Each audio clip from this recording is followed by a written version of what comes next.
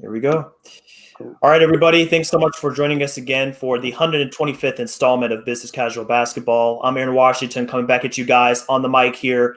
Glad that we get to dive into some more basketball this evening as we're into probably the 6 to 7 game mark, 8 game mark of the NBA season. So definitely some trends that we want to identify, some things we want to talk about, some things we've seen so far that are developing, both good and bad. So we'll look at both of those here this evening.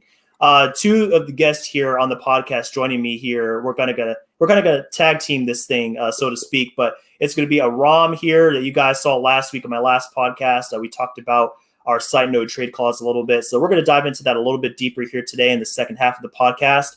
But also, Ali Shafiq is here to join us. He's another sixth of the no trade clause crew that we've been kind of collaborating with to help us develop this website and bring you guys some more unique content as it pertains to the business of basketball. So, Ali, thanks for joining us here, man. I'm glad that we gonna get to represent No Trade Clause a little bit here more on the podcast. But for both of you guys, I'm glad to have you here and excited to talk some more ball this evening. Yeah. Thanks for having us on, Aaron. Definitely. And Ali, I think you might be muted there, man. If you want to check your mic right there. Just want to make sure that people hear you on this podcast. Let me see. I think it says I can't unmute you, so I think it's on your end if you want to, because I can see the little mute icon next to your name. Yeah.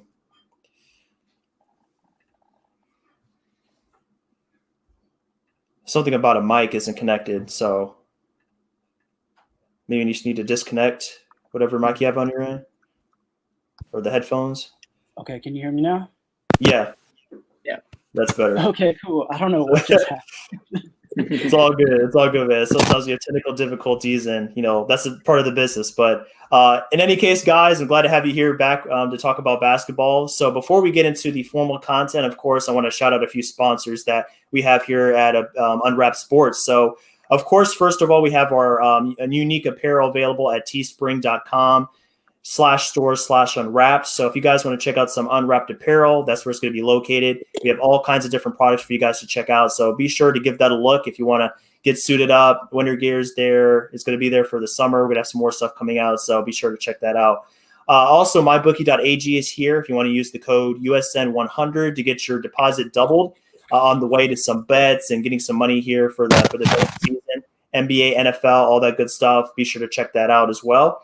And then also, of course, rxhemp.com is where we go for their specialty cream product that helps us rejuvenate and recover after athletic events and things like that. So the code is going to be rxhemp-USN. It's going to help you save 10% off your order and get set up as we get ready to just get recovered after our sporting events.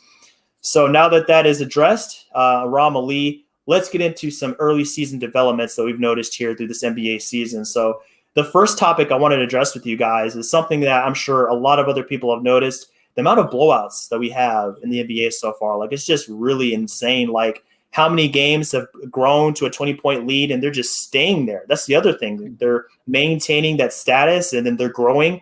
And, the Clippers are once again in the news. They've, got blew up by 50 the other night by the Mavericks, and that wasn't a good look for them. And that's just the epitome of the trend that we've seen here so far. I wanted to cite a few words from Seth Partnow of The Athletic, one of the great statisticians that we have in the game. And he's really talked about this in detail. And he's saying basically that so far we've seen about 12.5% of all games played featuring a team leading by 20 points or more. And then also Ben Falk over at Cleaning the Glass has described the nature of pure garbage time, which, he defines using score margin, time remaining, and things like that.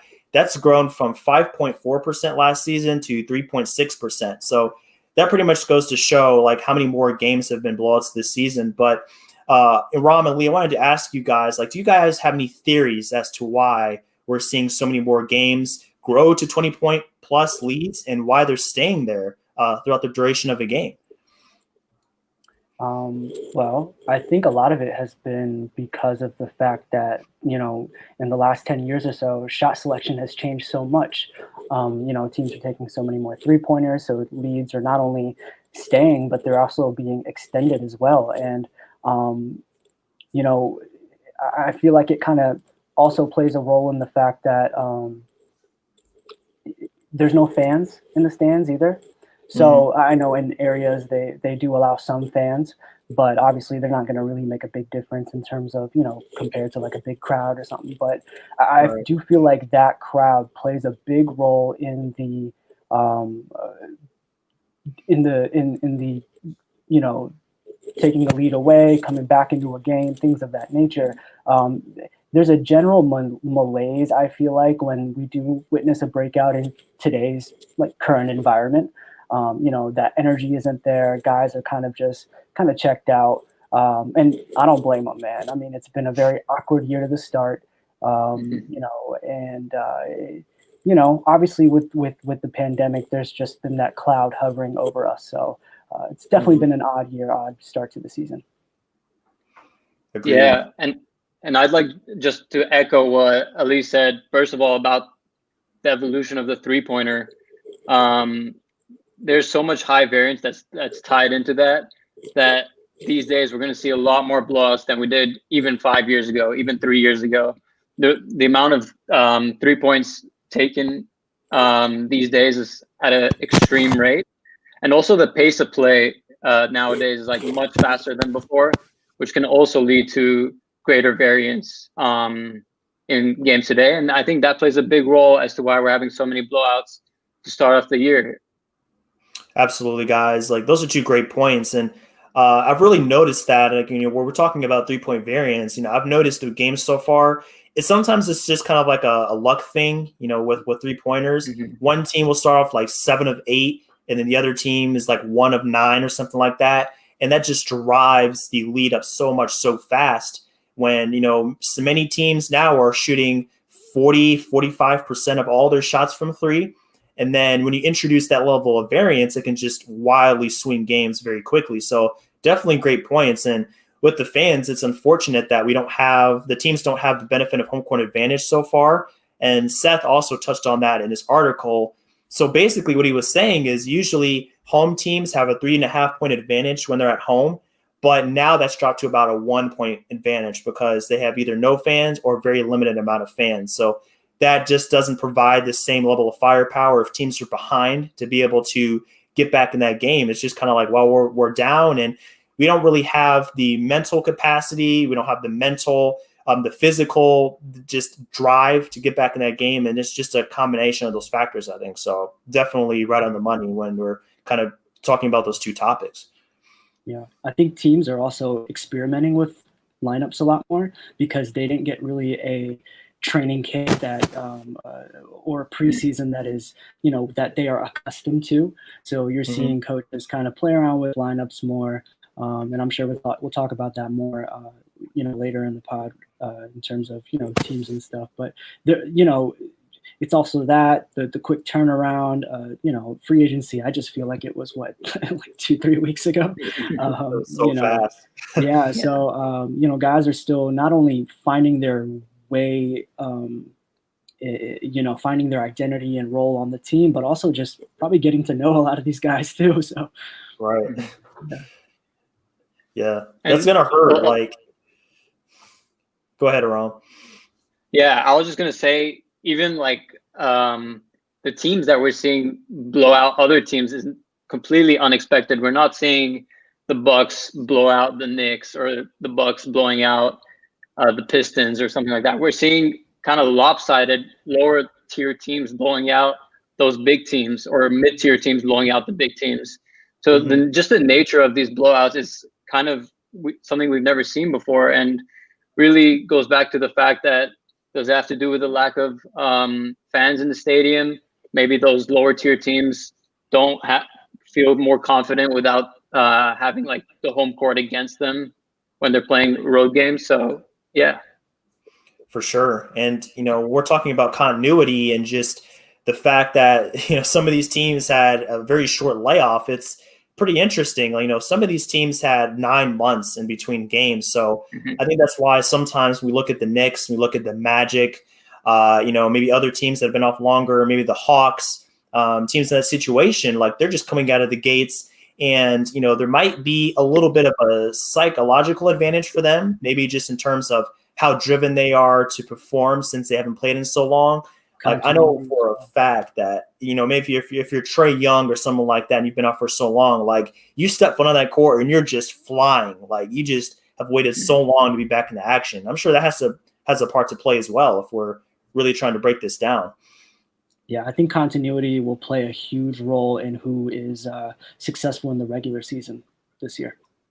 Absolutely. Absolutely, guys. So do we feel like that these things, this is going to persist later on? I know, Ram, you told me before the podcast that you believe that this is going to stabilize a little bit more. We're going to see a decrease in the number of huge leads. But, even if that happens, like we might still be facing a season where we have more huge big leads than usual compared to an average season. So like, I know, Ram, you feel that way. Lee, are you kind of in that same boat? Do you think that's it's going to reduce going forward, but we're still going to see an increase over a normal year in terms of these big leads? Absolutely, I agree. I don't think what we're seeing now is going to stay. I think there are going to be less blowouts, but I do think that the nature of these blowouts is a lot of comes down to what we discussed before is the shot selection, and teams are taking more threes. Teams are going to continue to take more threes. And so that definitely will stay for sure. We are going to see definitely blowouts this year at a historic rate. I feel that. Yeah. It's just kind of how we're, the NBA has gone in this direction now, and it's jarring sometimes to see teams just pull up in that, transition scenario. They have a 2-on-1, they still pull up from 3, and it's all about the value of that 3-point shot. That's kind of where it comes into play, and the analytics circle is really taking hold when it comes to the value of that shot. So, yeah, I'm with you guys. I think we're going to continue to see that. So if we're talking about some of these big leads, then that obviously means that some teams have been on the wrong end of that. And then more specifically, we've had some teams that have had slow starts that, they just, for whatever reason, haven't started off that well. So I want to first just get this out of the way. My most improved player prediction has been terribly wrong this season. I selected Marvin Bagley as my guy for most improved. That's probably going to be one of the wrong bets here. I'll take the L on that one. He got off to a rough start, but he did have 21 and 12 last night against Chicago. So I guess it's something, but he's been kind of rough so far. So he's been on the wrong end of that. Do either you guys want to expand upon that a little more, or do you have another player or team that has been off to a slow start that you wanted to just kind of put out there and just dissect a little bit more? Yeah. So with Bagley, I feel like he's not being put in a position to really succeed. He's starting next to Rashawn Holmes, another guy who can't really shoot and spread the floor. Last year, they tried the experiment with Bagley next to Dwayne Dedman, having him next to a stretch 5, so they can kind of invert the offense a little bit and have him play inside, play him to his strengths, and have Dwayne Dedman spread the floor while also rolling to the rim as well. So they could kind of play that interchangeable role. That clearly didn't work. And now he's playing next to another big who occupies the same space that he does. And it's just been a really awkward fit, especially with Harrison Barnes on the floor, who, does like to kind of post up a little bit, So, and then, the kind of elephant in the room with him and his dad, or was it his dad, requesting a trade? His dad, his dad are just trying to be the next LeVar Ball up in here. Like, I don't understand what that's about. So it's just kind of really an awkward situation. I know that this current front office wasn't the front office that selected him, so they don't necessarily really have any emotional ties with him. I don't really, I would not be surprised if they do, start to think about, hey, maybe we move on and try to, look in a different direction. And the emergence of, Tyrese Halliburton kind of gives them that luxury. So, for sure. Those are great points, Ali. I just want to mention just like the drop in his field goal percentage this year compared to his previous 2 years. He's sitting at 39% right now, which is uncharacteristic for any big, really, or even a power forward. So I definitely expect that to come back up pretty quickly. Maybe yesterday's game was a sign of that, as you mentioned, the 21 and 12. So I'm a Marvin Bagley believer. I don't think your most improved player bet is out of the window completely, Aaron, but we'll see how it goes from here. I think that he's really too talented. me, man. Makes me feel way better about that. Yeah, I think he's way too talented to be playing the way that he is now. And I think there is going to be a regression to the mean. My most improved player, unfortunately, was Markelle Fultz. And yeah, man, last night was a killer. I felt like it was going to be a good feel good story, I should say. And yeah, that's sad, very sad. Dude, what is up with the Magic, man? Like, they got cursed at some point along the way because with Isaac and Fultz, like almost back to back, like I'd say within 3 months, they both went down with severe injuries. So that's just, heartbreaking for their franchise and where they're trying to go here. But I wanted to make one last point on Bagley. Just looking at his shot distribution, he is taking a higher portion of his shots from the 3-point line, which is worth noting. Looking at cleaning the glasses stats, he's up about 6% at the 3-point line compared to where he was last season.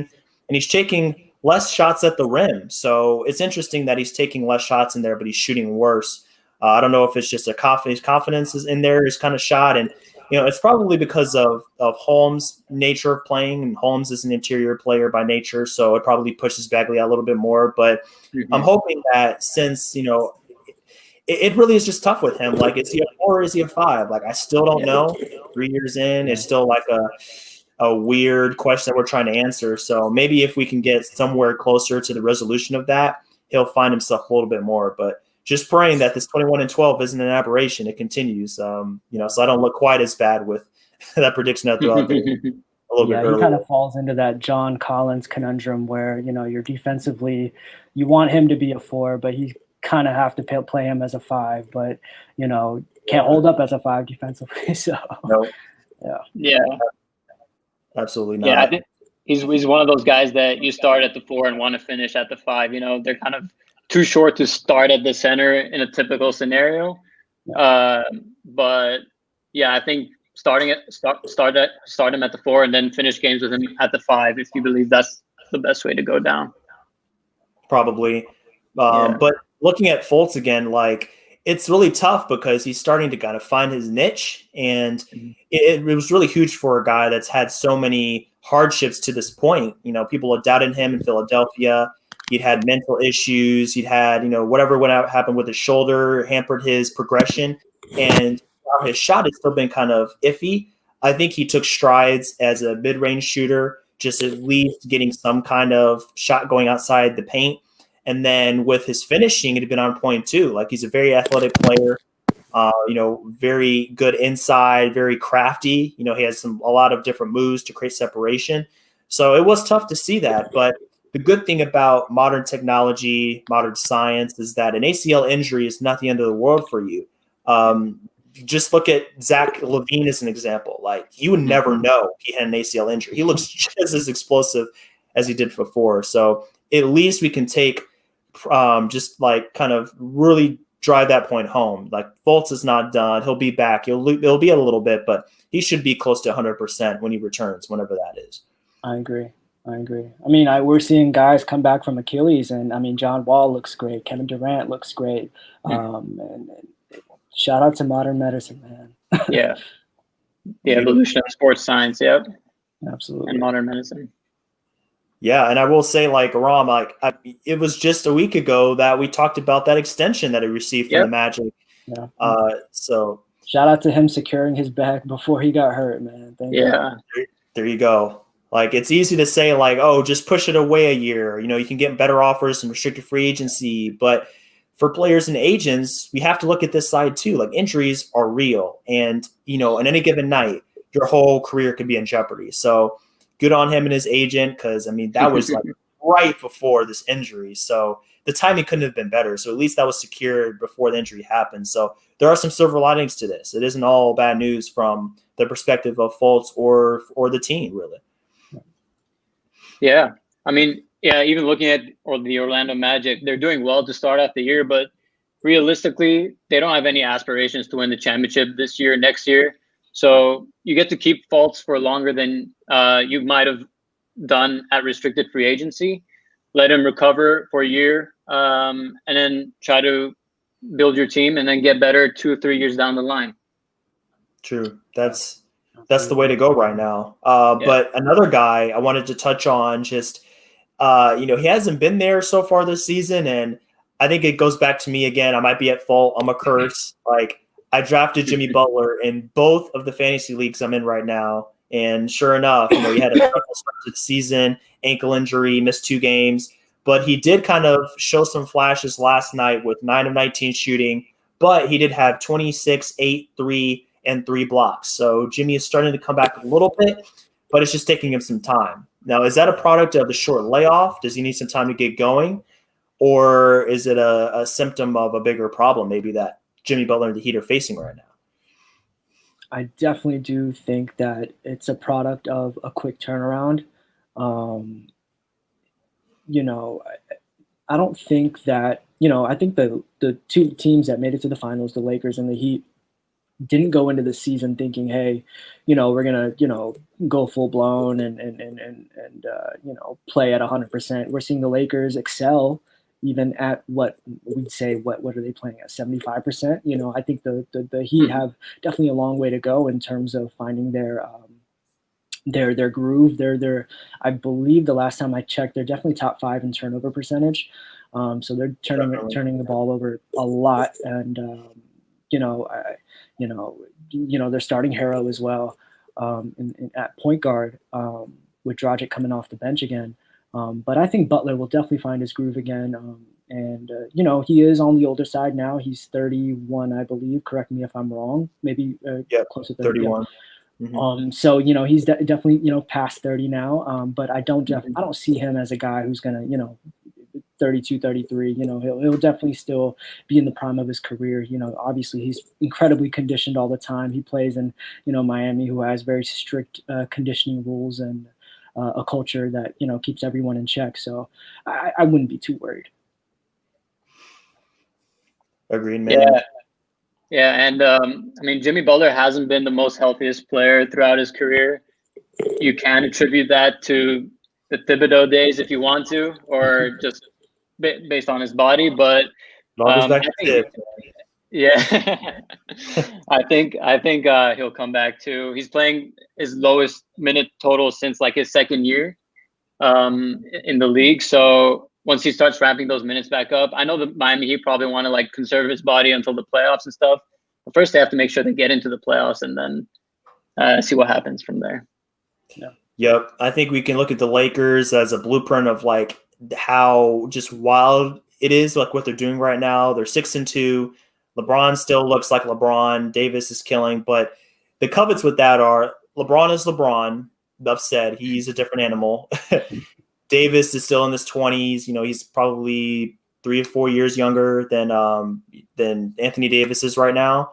So, you have to take that into consideration too. It's easy to say, like, look at what the Lakers are doing. It's like, well, they're a little different. They're built a little different than your average person. So, definitely want to put that covet on there before we start, jumping out the building, especially as a Heat fan. I'm trying not to overreact to this stuff. Like, it'll be okay. Just give it a little more time. Things are a little bit unusual this season,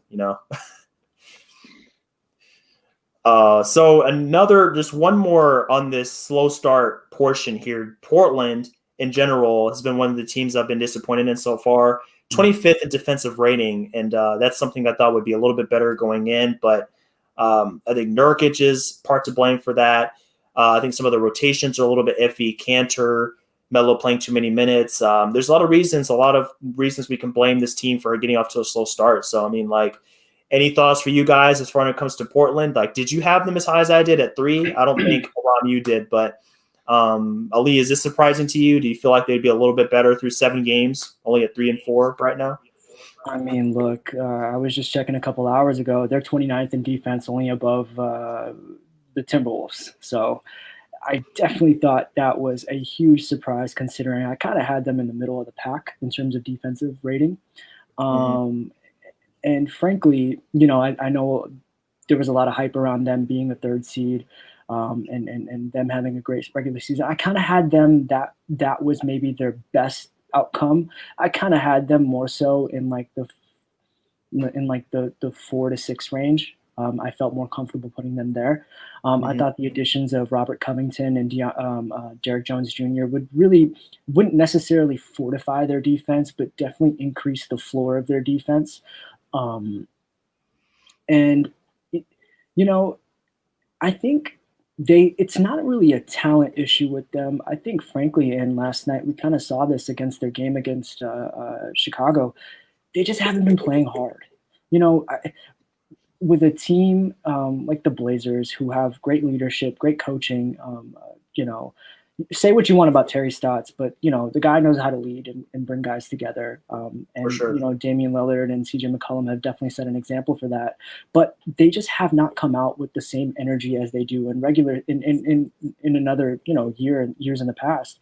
You know, Yusuf Nurkic has been a disappointment, a huge disappointment. Big time. And I thought that he was going to come in and have a career, really, you know, after coming into the bubble, showing a lot of really, really great, not only flashes, but I mean, just having great games. And he really kind of put everything on display in terms of his passing, his defense. And, you know, he's not a great defensive player, but he's a good defensive player that can kind of hold it down. But, you know, with Enes Kanter coming off the bench and Carmelo, you know, playing next to him, that kind of is a tire fire in itself. But I feel like with the Rodney Hood injury, you know, he strained his quad, so I don't know how long he'll be out. But, you know, I feel like Melo playing along with Kanter has been a product of that injury. And with Hood coming back, hopefully those minutes get excised from the rotation, the Melo minutes and the Kanter minutes together. And hopefully we'll see more I'm forgetting his name. Their two guard off the bench. Gary Trent. Gary Trent Jr. Excuse me. I feel like him. You know, I think he's been around 21 minutes or so, averaging. I think he should get more of a look as well. And you know, totally. They played that 3-guard alignment and they kind of held up on their own. So there are moves around the margins. You know, Robert Covington isn't the best guy in terms of one-on-one, but he's a great, one of the best help defenders in the league. And we saw that a lot of that in Houston, you know, as a shot blocker, as a guy who, you know, really, really excels in rotational defense. So I think putting him also in a better position to succeed defensively will be a big role in where they end up defensively this year. Definitely. 100% agree, man. Yeah, great points, Ali. I mean, your offense can only take you so far when your defense is that bad, right? Great points on their defense and great points on their rotations and how they're making their moves like that. I think their last 2 losses, I mean, you can attribute that to Steph Curry with the Warriors torching them, and then the Bulls just like as a disappointing loss. But other than that, like, I think they've been all right this season. I had them pegged at the 7 seed, and then now they're at the 8 seed. So pretty much where I had them at. Got you. Before, like, and we've had a lot of slow starts here that have been odd, and some things we wanted to see improved a little bit more. But why don't we get into at least one team here that is off to a better start than expected? One of the encouraging developments, that's going to be New York. You know, they've been in the news a lot lately at 5-3. Their offense is only about 24th, as last time I checked. You know, nothing spectacular, but their defense, man, like Tibbs has some magic. He has some special sauce, some special stuff in a can that you can just shake up and give to the players or something. Because now all these guys are giving max effort. You know, you see team ball, like they're moving the ball in a great way. The spacing still isn't there. You know, that's not going to happen when you have R.J. Barrett, Alfred Payton, Julius Randle, Mitchell Robinson on the court at the same time, but at least they're getting some stops. And then Julius Randle is just a catalyst for them. Like, he's finding guys. He's giving them plenty of space off the pass. He's a bulldozer inside. He's getting boards. He's doing everything that team needs from him right now. So for each of you, just a quick point about New York, something that stuck out to you, a reason for their success, a hot take maybe, like, do you feel like this is going to continue? Is it just a stroke of good luck and the Knicks are going to Knicks again down the road? Like, How are we feeling about them? Man, I want Knicks fans to finally be happy. So They deserve it. I'm gonna say some good things about them. So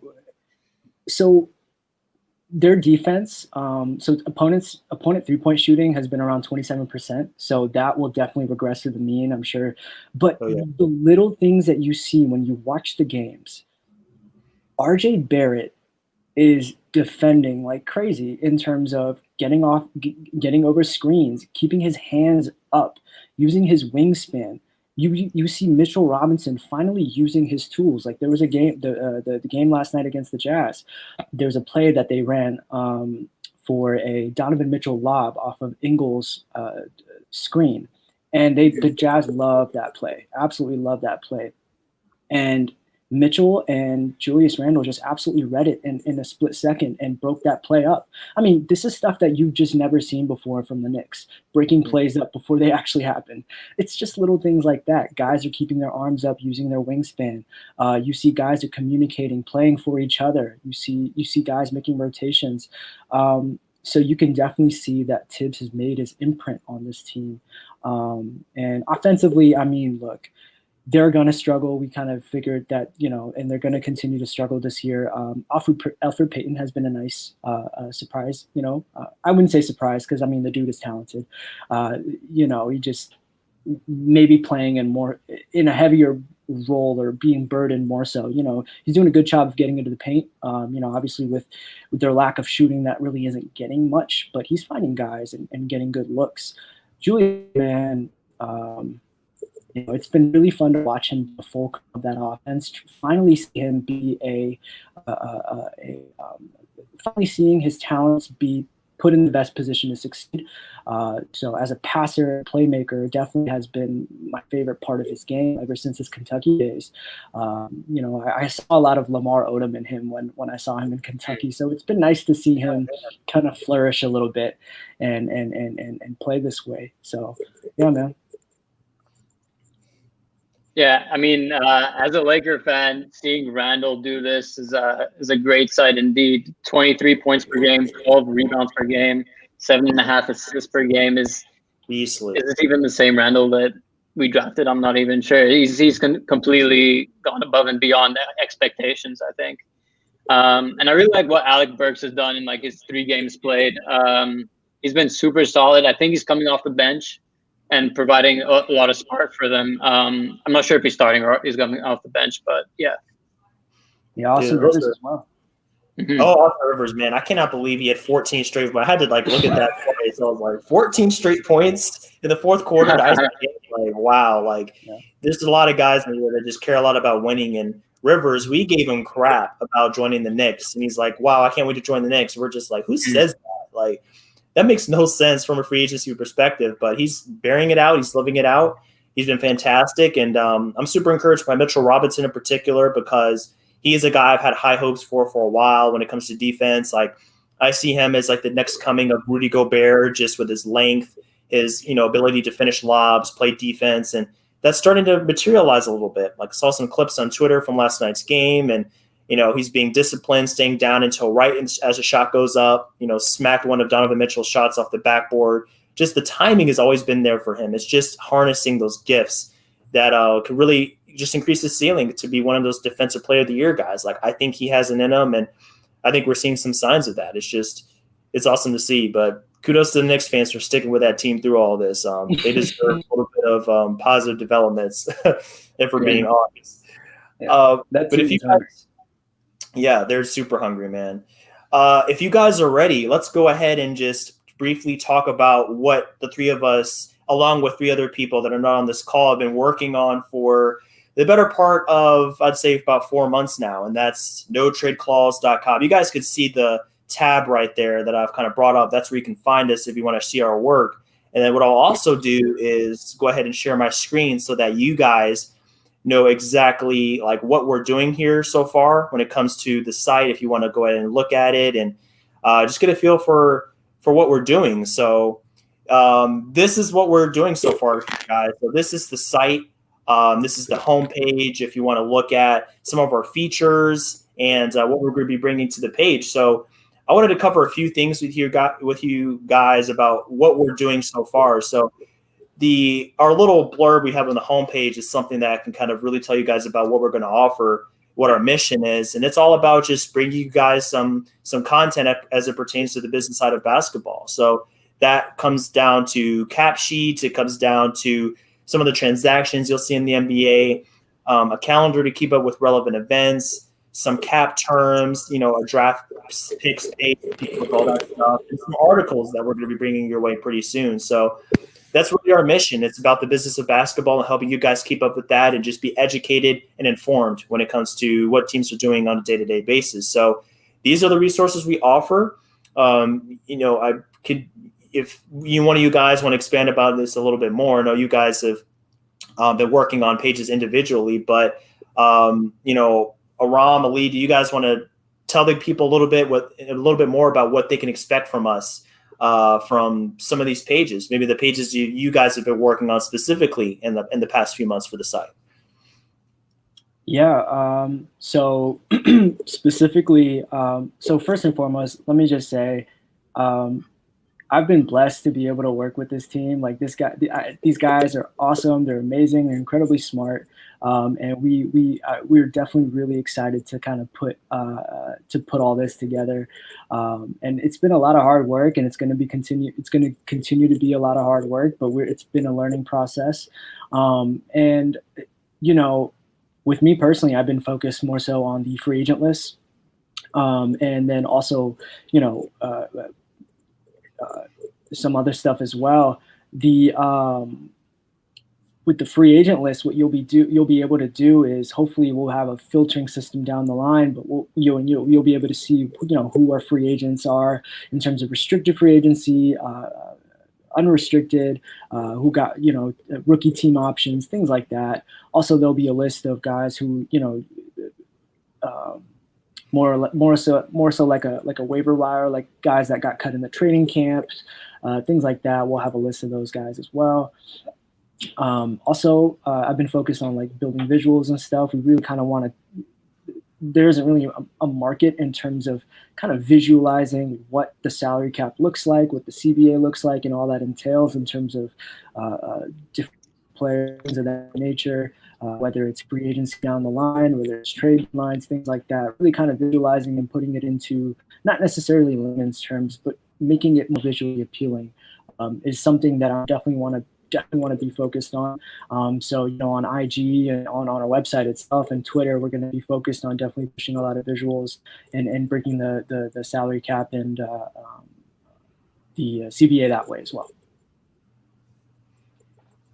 Yeah, for sure. Ali's been doing great work on the free agent list. What we have right now is just our first step. We've done all this work in 2 months' time. We're still like in draft mode. We're still trying to fix little quirks and things about each page. But from here on out, we'll be going full throttle on creating certain features that will differentiate us from the rest of the market as it comes to mainly salary cap related stuff, visualization, something that tells a story behind a team's cap sheet or behind a certain signing or something like that. So yeah, I'm really excited about where this project is going. I've been working a little bit on the team cap sheets, trying to get those 100% accurate. All the cap calculations are there. We have a summary table on the homepage. And I'm just very excited about the prospects of this website. So me too, guys. Like this has been just an incredible experience, and it adds another resource for people out there. Like there's no shortage of websites and just really resources that people can visit when we're trying to figure out what teams are doing. It's really a growing market, but we've taken some steps that we hope will kind of separate ourselves a little bit more. Some things that we have kind of in the pipeline, some things we're thinking about. I know we've talked a little bit about having some like player sheets that we're going to be coming out with a little bit later on down the road. There's some features out there we've talked about introducing that we haven't had the chance to fully implement yet. But there's some things we have coming on the way that will help give us a little bit more traction and help bring you guys some information that either you can't find on the internet right now, or it's just a little bit more difficult. So I mean, I want to use Draft Central as an example. Like, we've really worked hard to introduce like a one-stop shop for really everything when it comes to the business of basketball. But with draft picks, like, it's a little bit easier resource if you guys just want to just go to a page, bookmark it, and say like, who has what picks? Are there any protections on those picks? Who owns it in what range of the draft and things like that. So just taking some strides to separate ourselves a little bit more. Some cap rules is something I've worked on, just to give you guys like a short summary of like what some of these terms mean. Because I'm sure there's some people out there that would love to learn some more about the CBA, some more about the salary cap and how things work, but they don't really know where to start. So that's where we come in. If you're a beginner, you don't know anything about this environment, you can look at it here, some of the cap rules. But if you're someone that's an expert, if you work with a team, if you have all that stuff down, hey, you can shoot straight to the cap details, and you can see who has a team option in what year and what players are eligible to be traded, things like that. So the calendar is here for you guys. If you want to see what dates are coming up, we've sorted those by the type of date, things like that here. You can see we have a summary for you, some descriptions on some of these dates. So, I mean, like, we just want to be as in-depth as possible and cover all the bases when it comes to this stuff. So that's really what we're trying to do here, guys. And it's been really exciting to just be a part of this with you and just see, like, how far this thing can go. It's going to be really exciting. So like, anything else that you guys wanted to mention just about the site, like where we're going with this, maybe about the future, anything else, maybe where people can find us on Twitter and Instagram if they want to get a look at some of our content so far? Yeah, absolutely. So yeah, you can find us on Instagram and Twitter. I'm sure Aaron will include the links into the bio as well. Sure. But yeah, no trade clause on Twitter and Instagram, and it's hyphenated on Twitter. Or excuse me, underscore on Twitter. No trade clause underscore. And then, but yeah, in terms of the future, man, to think about what we've done so far in such a short period of time, and with this being our first draft, really excites me to see where we're going to be headed in terms of the future, the features that we are going to implement in the future, in terms of having a filtering system, in terms of having possibly more so a roster builder, things like that. We don't want to, say too much, but but we got a lot of really cool ideas in the works, and I'm excited for everyone to kind of see where where we are and then where we're headed, and also to kind of build our ideas through, and then also excited to hear ideas from other people too. So yeah. Definitely. I think we're in a very lucky position to have the resources that we have, the contacts that we have, which is just going to put us at an advantage compared to your traditional or your other websites that you used to go on when it comes to salary cap stuff, not to mention any names. But yeah, I'm very excited. I'm really excited about the player breakdowns you mentioned, Aaron. Those are going to be super cool. And yeah, let's keep it going. Yeah, and if we're always open to criticism, guys, constructive criticism, some feedback, comments, things like that. So comment on this video, comment if you're listening on the podcast, send us a message, whatever you want to do. Like, we're going to have a tab coming on the website soon that allows you to keep up with all the updates we're going to make to it, like a subscription box of sorts. So there's going to be a lot of ways you can reach us if you have any thoughts on it, some things you want to see, some things you want to see change, things like that. We're always open to take that into consideration. And, when it comes to the environment, landscape of like salary cap based content, it's really cool to see how it's evolved over the past few years, because, we had an idea of what we wanted to do, but, when it comes to what's been done already, we definitely had to keep an open mind, and we had to kind of just branch out and just look at what's being done already. Like, what do people want? Like, what is the type of content that people are seeking, that's available and maybe not quite as available, from both sides of it. And it's really cool just to see how deep this goes, because there's a whole nother section of it, like on Twitter and just in the world of basketball in general. If you want to see X's and O's, like, there's an audience for that. But if you want to see salary cap details, like, there's a lot of great people out there on Twitter that cover this stuff. So it's really just been an eye opener to me because I followed it a little bit for a few years now, but just seeing like how deep it goes and just like how complicated and just like how many details are related to, when it comes to like the transactions you can make. Like we've been reading about the CBA for a while. Like we're taking part in this mastery course that Larry Kuhn hosts to try to understand this better. So there's so many layers, guys. It's really almost endless when you think about it. But we're hoping that through this resource, it makes it a little bit easier to consume. And then hopefully as you consume this information, you can share it with other people. And it just helps us as a community as a whole just understand some of the stuff a little bit better when we're trying to digest the game. So, I think that's going to about do us for here, guys, on this episode. Ram Ali, thanks, guys, so much for helping me out a little bit, describing this product that we have, and then diving into some NBA topics. So where can the listeners find you guys specifically if you want to share your Twitter, Instagram pages, anything like that? Yeah, I'm on Twitter and IG. Twitter, I just talk hoops. So Ali, A Shafiq, ShafiQuentc. That's my kind of hoops account. And, IG, just my name. So, Aaron, it's been a pleasure to, talk hoops with you guys. Aram, obviously I'm excited to see where we're headed. And, it's pretty dope. Yeah, sure. And you can find me at Aram Palamudian. I think you see it here if you're watching the video. Yeah. And this was a pleasure, guys.